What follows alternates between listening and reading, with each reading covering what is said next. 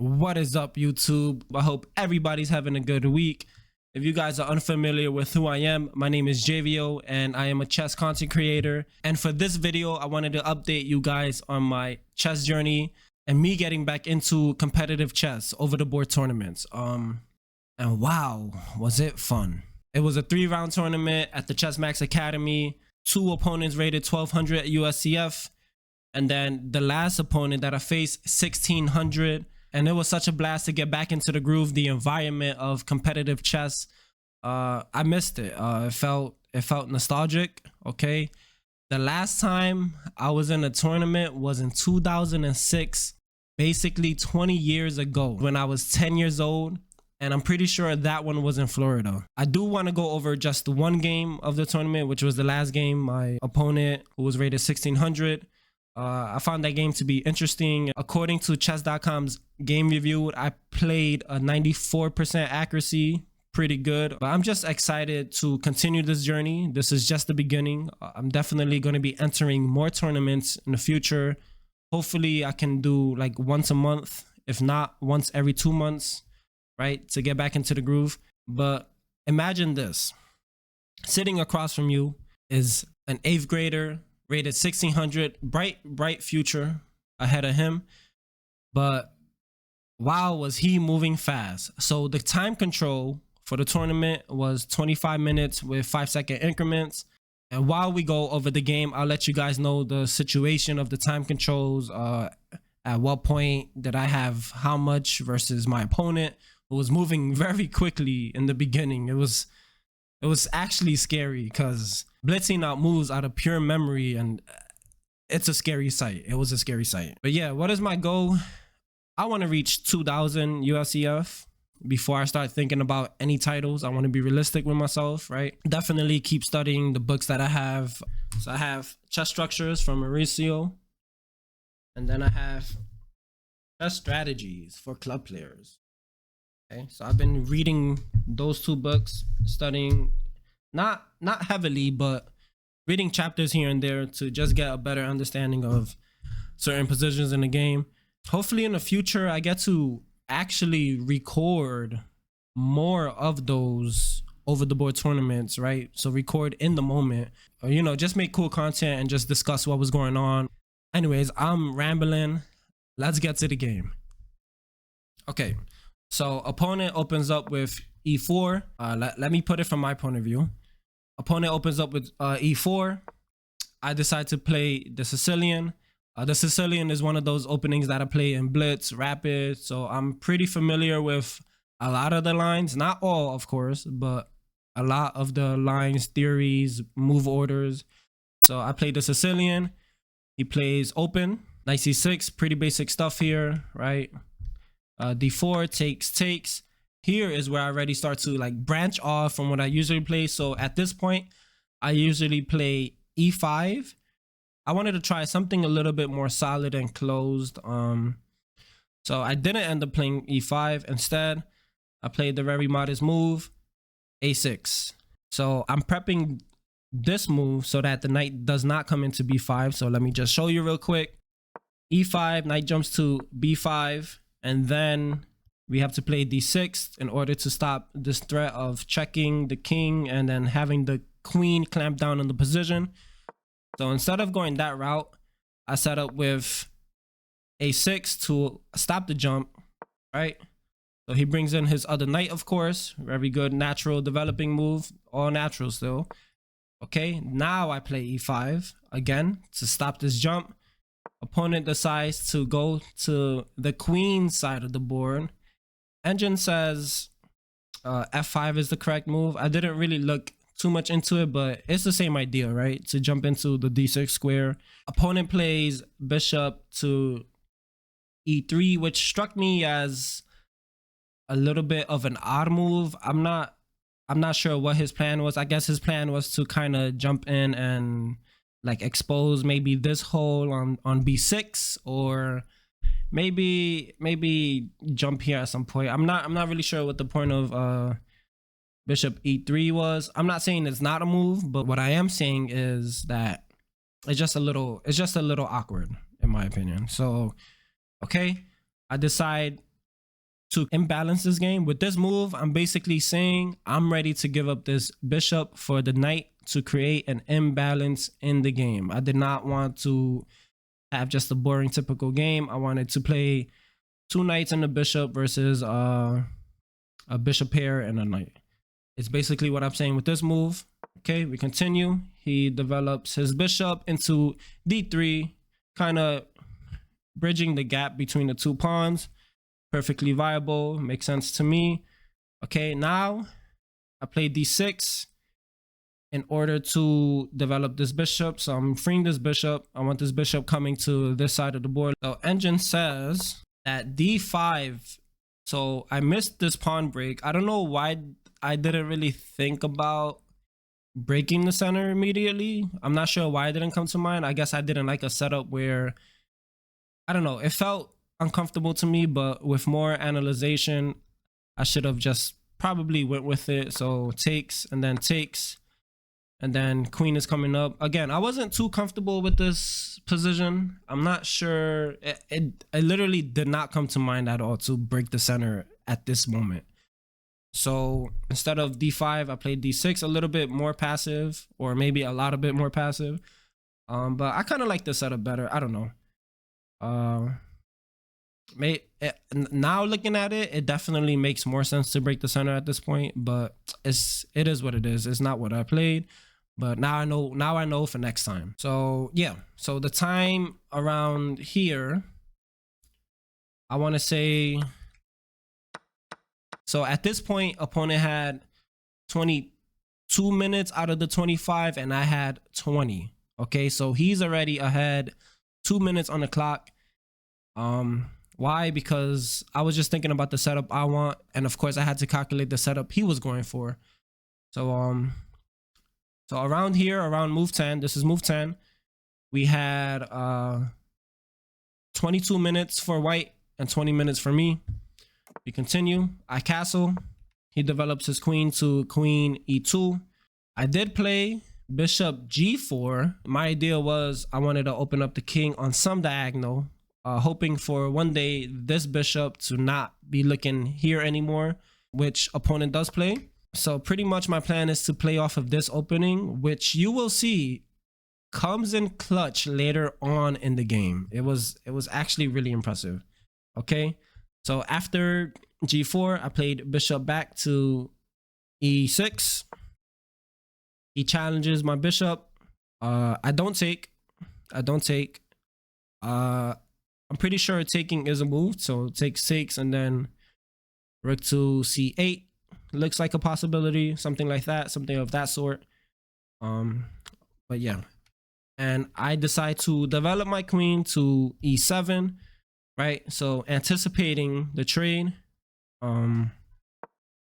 he centralizes his rook, makes plenty of sense to me. Here's where I took like a minute or two to think about this push. I wasn't sure if I wanted to develop here first or push here, but after calculations, I did not want this bishop clamping down my position. So for that case, I just decided to play b5, asking this bishop the question of, are you gonna block your rook's sight or are you gonna trade off? Opponent trades off here. At this point, move 15. Opponent has 20 minutes and I have 17 minutes. So I'm behind 3 minutes on the clock. I did take quite some time to think about this move and, you know, just calculating some lines here. So he's up 3 minutes. He has 20 minutes. I have 17. And here I took maybe a minute or two to think about how I wanted to recapture. I don't know why. I mean, I don't know why I thought opening this lane was going to do anything for me. I mean, this is just like brick wall. So I recaptured with the queen. I'm not sure why I had thoughts of capturing with the F pawn. Listen, I wish I could tell you. Sometimes your mind just go places in games where it's like, it just shouldn't go. And that was one of them. Okay, so rook up, preparing to double up the rooks. I also am preparing to defend the pawn, the backwards pawn. This didn't really catch me off guard. I already knew I already anticipated that opponent will play bishop b6 again. The reason why I played b5 in the first place was to avoid getting clamped down, and now I have more space to work with, like attacking the bishop directly, right? I didn't take too long on this move. I took maybe a minute or so. Again, he's blitzing out these moves, y'all. Like, he only spent like 5 minutes so far of the 25 minutes. I am 16 minutes around here at this point. But I took like a minute to think about this move. Obviously, I have to stay on this file. So after he doubles up, I play a waiting move of h6. So just giving my king breathing space just in case he needs to move from the back rank at any point. So I'm preparing, you know, I'm throwing the ball back into his court. I want to see what he's trying to do here, right? And something to note that knight, so after h6, something to note, knight c5 does not work because I actually can take. So this is not like a fork at all, because I can take, and opponent cannot take back because my knight is defending this square. So that was something I did calculate, something I was a little proud of, because I was actually afraid of this move, but then I was like, wait, why am I afraid? I can just capture, and yeah, that's GG's from there. But okay, didn't play. I played h6. Opponent plays knight to a5, and this is where I took my longest think of the game. Why? I wasn't sure if I wanted to retreat to e7 or trade off and capture. These were obviously the two candidate moves I was thinking about. Maybe, I don't know. No, I wouldn't go there. So these are the two candidate moves I was thinking about. I couldn't quite figure out, I don't know. This setup to me felt a little passive. I couldn't quite figure out how to move forward from here, other than obviously like breaking the center, which I do eventually, but I don't know. I just felt more comfortable liquidating the game. And with that said, I spent like 3 minutes thinking about this move. So at this point, I have 12 minutes on the clock. Opponent has like 18. Okay, he's up 6 minutes on me. Like I started feeling like a boomer, you know. So he takes, and yeah, so here the correct move was to take the pawn on a2, attacking the bishop. So I was kind of, I don't know, again, the mind goes weird places when you're playing in tournaments. I don't know why I thought this was bad for me when at this point I'm just up a piece.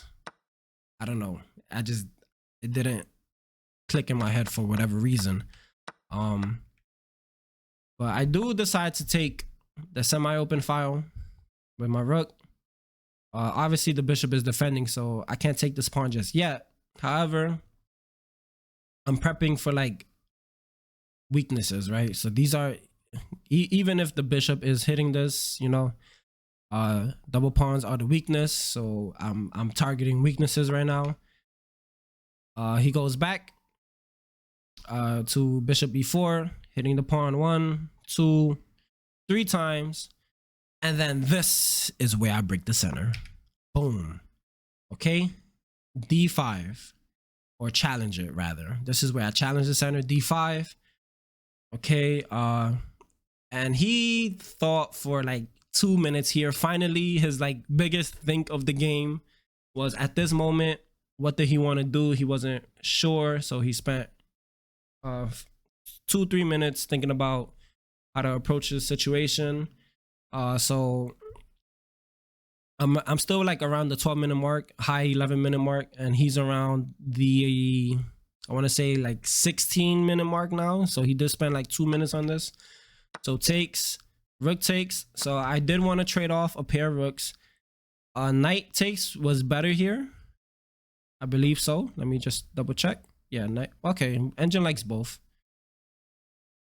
So pretty much both around the same, but I felt more comfortable challenging with the rook rather than taking with the knight. I'm sure there was like something there that where I could like double up safely or something. I don't know, but I felt more comfortable challenging the rooks head on. Okay, opponent decides to trade off a pair of rooks. I was very happy to see that. And here I had two options. I was thinking about two moves here. I was thinking about knight f4 or knight takes b4. So I did want to go this route, but I was looking at how low I was on time. But this is the better move. Knight here is the better move because if queen comes up, I have an in between check. King slides over, I take, he takes, and then I'm winning this pawn. And now I'm up clear pawn. So we have 1, 2, 3, 4, 5, 6 pawns, and then 1, 2, 3, 4, 5, right? So I'm up a pawn here. So I was looking at this line. I couldn't quite figure it out though, because although this did come to my mind, I really couldn't figure out like any of like these moves, I guess, or something like that. But okay, again, I chose to liquidate because my plan at the end of all this is just to go to the end game and outplay opponent in the end game. I feel like I had the upper hand there.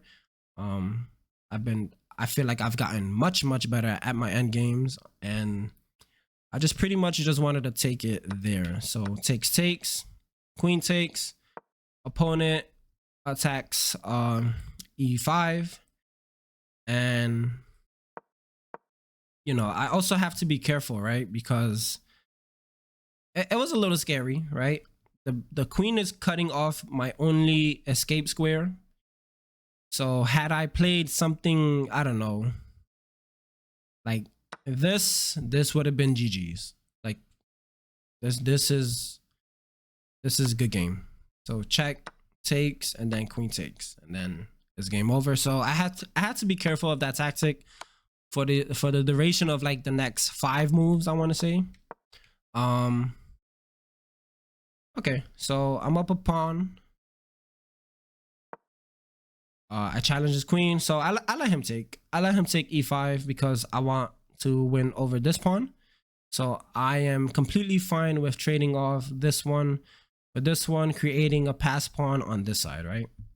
And you'll see that this a pawn is a big deciding factor in the game. And just a few. Okay. Opponent takes. I was debating between 2 moves here. I was debating between let me turn off the engine. I was debating between taking here or taking here. Again, I took here because this was my plan here. So I decided to take the B pawn, but also it frees up a square to threaten, check, and trade queens, right? So it's a multi-purpose move. The multi-purpose move is to get this pass pawn, but also threaten the check, in which that's where my plan comes to play. So finally, remember that bishop move? Let me go to the bishop move. My plan finally comes into play, right? After opening up that diagonal, and thus we reach the first blunder of the game. Opponent slides into the back rank. Okay, and this is a major blunder. Why? Because this gives me the freedom to pretty much maneuver however I want, because now his rook always has to protect the back rank. My king has an escape square, and you'll see how important that this tempo is. Okay, so I challenge the queen. He goes back into the scary diagonal. And I thought, you know, after I played this move, I thought I blundered. Okay, I thought I blundered here. Takes, queen takes. I thought I blundered, but then I was like, no, wait. He backed up into the back rank. This is not a blunder. His only move is to go back, take, And then I'm just winning this pawn race here, right? And then once the king slides over to this side, my king is gonna be ready to pretty much like gobble this up or assist the double pawns here. Okay, so I didn't blunder, thankfully, but I was scared. I was scared, like, whoa. And then 5 seconds later, I was like, no, I didn't blunder. I'm good. Chilling. Okay. So we continue. He goes up. And then I take away the one thing that he's threatening, this like weird tactic with the queen and the rook check. I took that all away. That's not, I didn't want no parts of that. And then he plays rook to d5. So I took the slower approach. I took the slower approach of threatening checkmate. And then he finally decides to trade. At this point, the time is like, I have 8 minutes. He has like 13. He's still up on a lot of time. He's 5 minutes ahead. But at this point, it was at this moment where I knew I got this.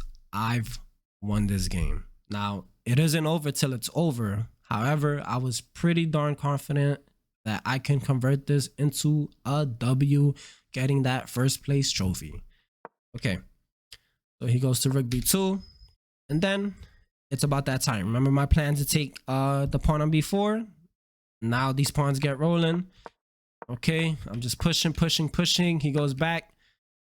Boom. As soon as he gets off the second rank, I break the pawn structure. I'm pushing to promote. And he tried to trick me here. Right? He tried to cut my king and then like create, you know, stalemate or draw chances or like check, you know, tricky checkmates, but I stopped it immediately. No, you're not getting in. My king is good. And then he's just, you know, he's just trying to play for draws, for stalemates.